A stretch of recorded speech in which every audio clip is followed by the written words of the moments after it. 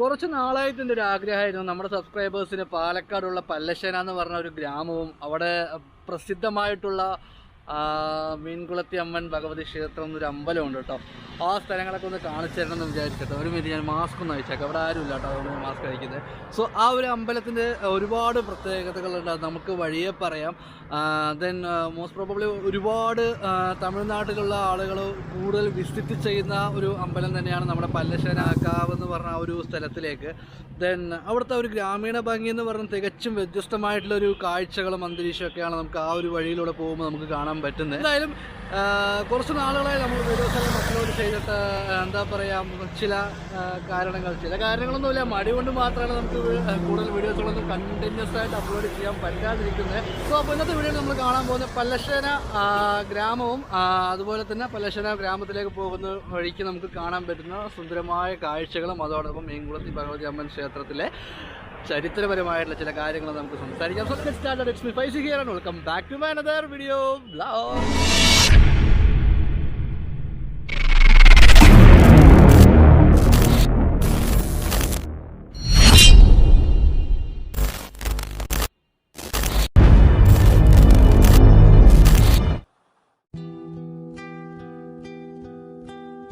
വിശ്വാസ തീവ്രതയിൽ ഭക്തർ വിളിച്ചാൽ ഏതാഗ്രഹവും സാധിച്ചു തരുന്ന ദേവി എന്നാണ് മീൻകുളത്തി ഭഗവതി അമ്മ ക്ഷേത്രത്തെ വിശേഷിപ്പിക്കുന്നത്. അങ്ങോട്ടേക്കുള്ള യാത്രയിലാണ് ഇനി കുറച്ച് കാര്യങ്ങളും കൂടെ നിങ്ങൾക്ക് പറഞ്ഞു തരാം.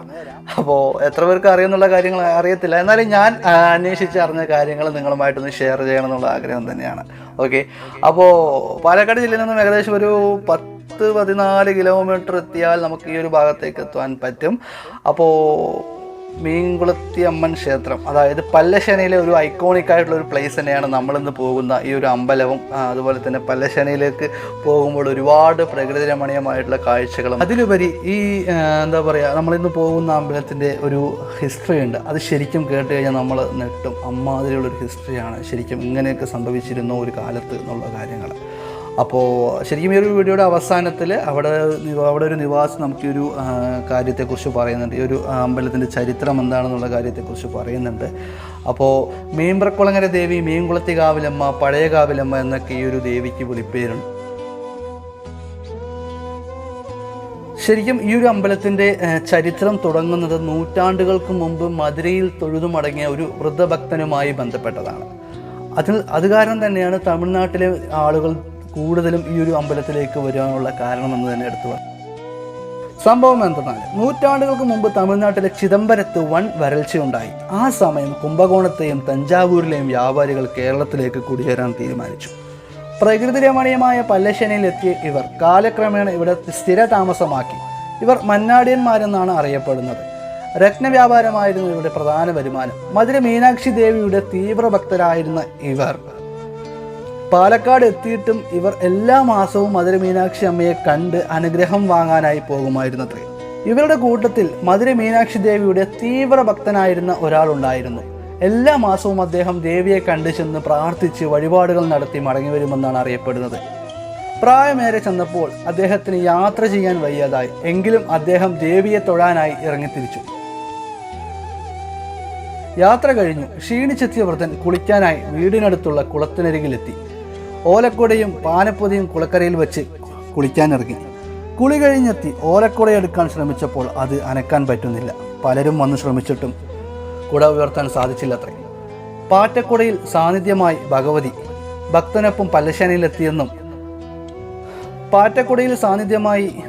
ഭക്തനൊപ്പം പല്ലശ്ശേനയിലെത്തിയെന്നും ദേവി സാന്നിധ്യം കണ്ടറിഞ്ഞ ഭക്തൻ കുടമന്നം എന്നറിയപ്പെടുന്ന സ്ഥലത്ത് ഭഗവതിയെ പ്രതിഷ്ഠിച്ചെന്നും പിന്നീട് ക്ഷേത്രം പണികഴിപ്പിച്ചുമെന്നാണ് അറിയപ്പെടുന്നത്. വൃശ്ചികത്തിലെ 41 ദിവസത്തെ മണ്ഡലപൂജ, വിഷുവിനോടനുബന്ധിച്ചുള്ള കണ്യാർകളി, തിരുവോണത്തിന് മന്നാടിയാർമാർ സമുദായത്തിൻ്റെ ഓണത്തല്ല് എന്നിവയും ഇവിടുത്തെ വിശേഷങ്ങളിലൊന്നാണ്. അതുപോലെ ഇടവമാസം തോൽപ്പാവക്കൂത്തും, പ്രതിഷ്ഠ ദിനത്തിൽ കളഭാഭിഷേകവും, കനാൽ ചാട്ടം, പാനമഹോത്സവം, മാരിയമ്മൻ പൂജ, മുനിപൂജ എന്നിങ്ങനെ നിരവധി ഉത്സവങ്ങളുമുണ്ട് ഈ വൃശ്ചിക മാസത്തിൽ.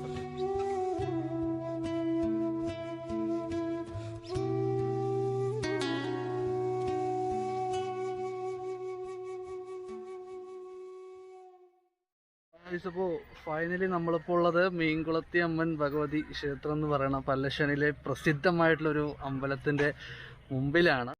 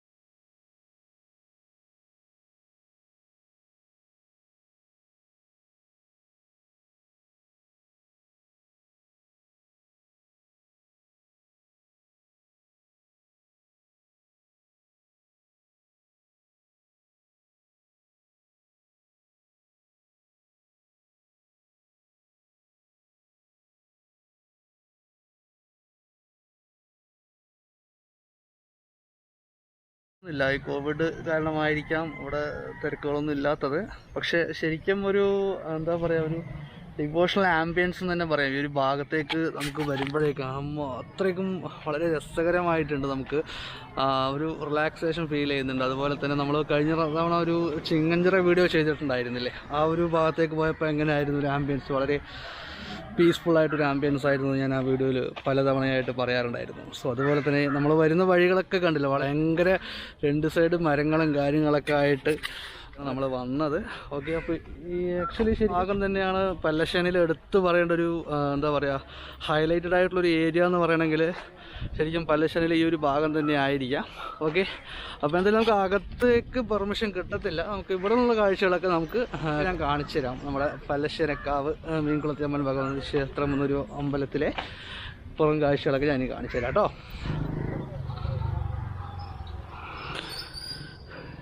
ശരിക്കും ഞാൻ ഫസ്റ്റ് ടൈമായിട്ടാണ് കേട്ടോ നമ്മൾ ഈ ഒരു പല്ലശ്ശേനക്കാവ് എന്ന് പറഞ്ഞ ഒരു ഭാഗത്തേക്ക് ഞാൻ വരുന്നത് തന്നെ. ഞാൻ ഈ വഴിയിലൂടെ പോകുമ്പോൾ ഞാൻ ശ്രദ്ധിച്ചിട്ടുണ്ട്, അല്ലാണ്ട് ഞാൻ ഇത്ര ഡീറ്റെയിൽഡ് ആയിട്ടുള്ള കാര്യങ്ങൾ, ഇത്രയും ഭംഗിയായിട്ടുള്ളൊരു കുളം ഇതിനകത്ത് ഉണ്ട് എന്നുള്ള കാര്യം എനിക്ക് ഇപ്പോഴാണ് അറിയണത്. എന്ത് രസമാണല്ലോ നമുക്കിത് കാണുമ്പോൾ. ആ ഒരു ഗ്രീനിഷ് ആയിട്ടുള്ളൊരു ഫീലും തൊട്ടടുത്തുള്ളൊരു അമ്പലവും കാര്യങ്ങളൊക്കെ ആയിട്ട് ഭയങ്കര രസമായിട്ടുള്ളൊരു കാഴ്ച തന്നെയല്ലേ. അതായത് ഈ ക്ഷേത്രത്തിന്റെ പേര് പഴയകാവ് ഭഗവതി ക്ഷേത്രം എന്നാണ്. മീൻകുളത്തി ഭഗവതി ക്ഷേത്രം എന്നും പറയും. കുളത്തിന് പ്രാധാന്യമുള്ള ഒരു ക്ഷേത്രമാണ്. അതായത് ഈ ക്ഷേത്രം വർഷങ്ങൾക്ക് മുമ്പ് മധുരയ്ക്ക് ഇവിടുത്തെ ഞങ്ങളുടെ ഈ പഴയകാവിലൊരു കാരണവർ മധുരയ്ക്ക് പോവുകയുണ്ടായിരുന്നു.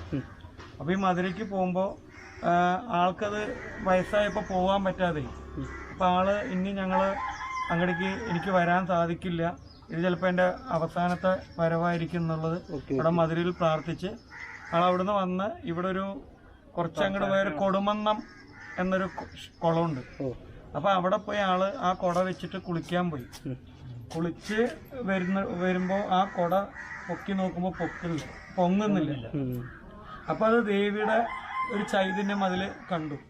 അങ്ങനെ അവിടുന്ന് എന്താ പറയാ നമ്മുടെ ദേശക്കാരും എല്ലാവരൊക്കെ പോയി ഒന്ന് നോക്കിയപ്പോ ദേവിയുടെ മധുര മീനാക്ഷിയുടെ പ്രതിഷ്ഠ അവിടെ ഉണ്ട് എന്ന് പറഞ്ഞു. അങ്ങനെ അതിനടുത്ത് തന്നെ ഒരു ക്ഷേത്രം പണിത് ആ ക്ഷേത്രം അവിടെ ഒരു ക്ഷേത്രമാണ്. അവിടെയാണ് ആദ്യം ഒരു കുടുംബ ക്ഷേത്രം. എല്ലാ സൗകര്യത്തിനായിട്ട് അവിടുന്ന് ഇവിടേക്ക് മാറ്റി പ്രതിഷ്ഠിച്ചു. അത് ആ ഭാഗത്തേക്ക് പോകണമെങ്കിൽ ഇനിയും കുറച്ചുകൂടെ പോകുന്നുണ്ട്. അതെ, അതിലൂടെ നേരെ ഒരു 1/2 കിലോമീറ്റർ പോയാൽ ആ ക്ഷേത്രക്കുളമുണ്ട്.